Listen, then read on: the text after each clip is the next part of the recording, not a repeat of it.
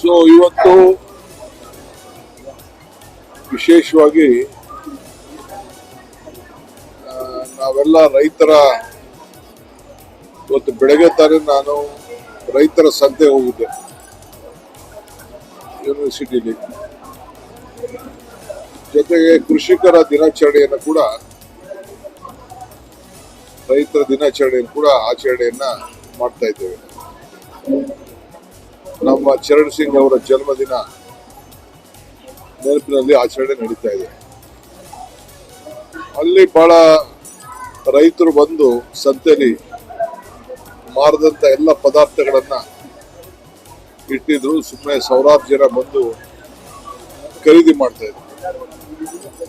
ನನಗೂ ನೋಡಿ ಬಹಳ ಸಂತೋಷ ಆಯ್ತು. ಸುಮಾರು 3-4 ಗಂಟೆ ಮಾತಾಡ್ಬಿಟ್ಟು ಬಂದಿದೆ.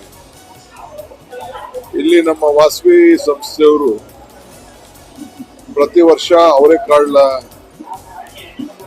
ಅದರಿಂದ ಒಂದು ದೊಡ್ಡ ಸಮ್ಮೇಳನ ಟೈಪ್ ಮೇಳವನ್ನ ಮಾಡ್ತಾ ಇದ್ದಾರೆ. ಅವರೆಕಾಳಿನಿಂದ ನೂರಾರು ಪದಾರ್ಥಗಳನ್ನ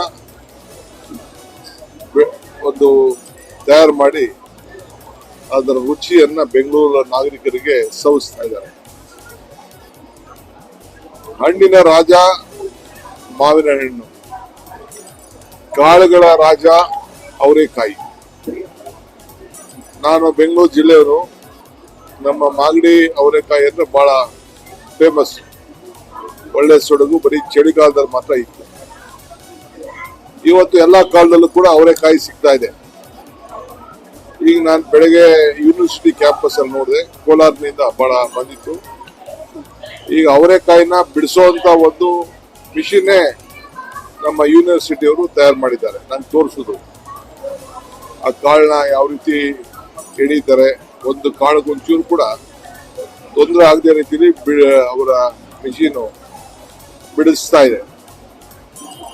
ಸೊ ಈಗ ಮುಂದಕ್ಕೆ ಅದು ಹೊಸದಾಗೆ ಬರ್ತದೆ.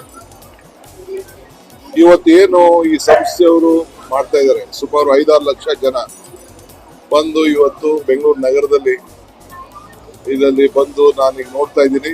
ಎಲ್ಲ ಹೆಣ್ಮಕ್ಳು, ಎಲ್ಲ ಯುವಕರು, ಹಿರಿಯರೆಲ್ಲ ಬಂದು ಬಹಳ ಸಂತೋಷದಿಂದ ಈ ಹೊಸ ಈ ಅವರೆಕಾಯಿನಿಂದ ಏನೆಲ್ಲ ಪದಾರ್ಥಗಳು ಮಾಡ್ಬೋದು.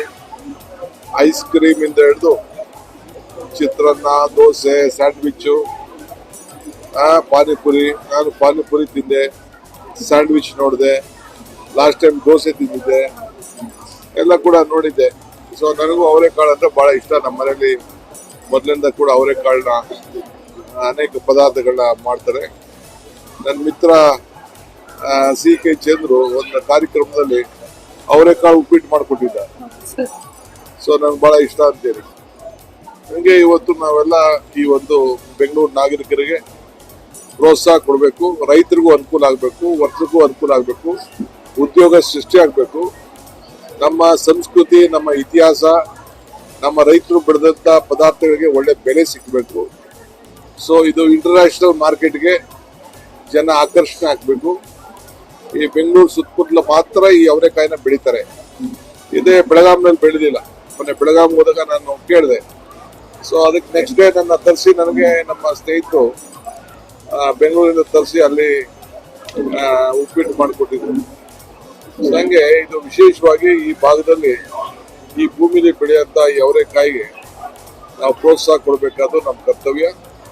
ಸೊ ಅವರೆಕಾಯಿ ಅಂದ್ರೆ ಮಧ್ಯದಲ್ಲಿ ಹೊಲದಲ್ಲಿ ರಾಗಿ ಪಕ್ಕದಲ್ಲಿ ಒಂದು ಸಾಲು ಬೆಳೀತಾರೆ. ಅದು ನಮ್ಮ ಮನೆಯಲ್ಲೆಲ್ಲ ನನಗೆ ಅವರೆಕಾಯಿ ಬೆಳೆಯೋದನ್ನು ನಾನು ಗಮನಿಸಿದ್ದೆ. ಮಧ್ಯ ರಾಗಿ ಬೆಳೀತಾರೆ, ಒಂದು ಜೋಳ ಅದ್ರ ಪಕ್ಕದಲ್ಲಿ ಅವರೇ ಬೆಳೀತಾರೆ. ಇದು ಫುಲ್ ರೆಗ್ಯುಲರ್ ಆಗಿ ಹೊಲ ಫುಲ್ ಹಾಕುವುದಿಲ್ಲ. ಸೊ ನನಗೆ ಅನುಭವ ಇದೆ. ಈಗೇನಾದ್ರು ಟೆಕ್ನಾಲಜಿ ಚೇಂಜ್ ಆಗಿ ಗೊತ್ತಿಲ್ಲ ನನಗೆ. ನಾನು ನೋಡಿದ್ದೇನೆ. ಸೊ ಬಂದು ಬೆಂಗಳೂರು ನಾಗರಿಕರಿಗೆ ನೀವು ಇದನ್ನ ಸರಿಯಾದ ರೀತಿಯಲ್ಲಿ ಗಮನಿಸಿ ಉಪಯೋಗಿಸ್ಕೊಳ್ಳಿ. ಒಳ್ಳೇದಾಗ್ಲಿ. ಈ ರುಚಿ ನಮ್ಮ ಈ ಕರ್ನಾಟಕದ ಬೆಂಗಳೂರು ಸುತ್ತಮುತ್ತಲಿನ ಬೆಂಗಳೂರು ಜಿಲ್ಲೆ ಮತ್ತು ಎಲ್ಲ ನಮ್ಮ ರೈತರ ಬದುಕಿಗೆ ಒಳ್ಳೇದಾಗ್ಲಿ. ಸೊ ವರ್ತಕರಿಗೂ ಒಳ್ಳೇದಾಗ್ಲಿ. ಆಮೇಲೆ ವಾಸವಿ ನಮ್ಮ ತಂಡದವರು 47 ವರ್ಷ ಆಯ್ತು, 26 ವರ್ಷದಿಂದ ಮಾಡ್ತಾ ಇದ್ದಾರೆ. ನಮ್ಮ ಯುವರಾಜ್ ಕೂಡ ಬಹಳ ಪ್ರೋತ್ಸಾಹ ಕೊಡ್ತಾ ಇದ್ದಾರೆ. ಸೊ ನಾವೆಲ್ಲ ಸೇರಿ ಇದಕ್ಕೆ ಪ್ರೋತ್ಸಾಹ ಕೊಡಬೇಕು ಅಂತೇಳಿ ಬಂದಿದ್ದೇವೆ.